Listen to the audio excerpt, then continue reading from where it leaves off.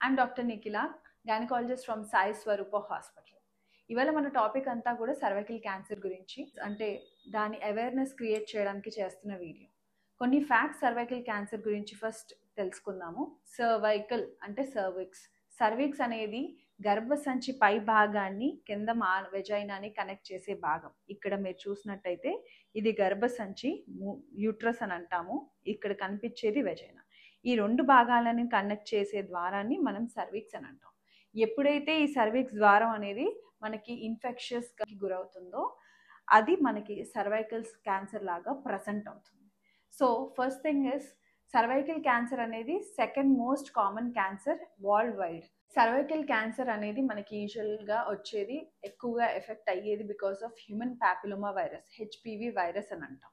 Out of 190% మనకి cause అయ్యేది it is because of HPV virus.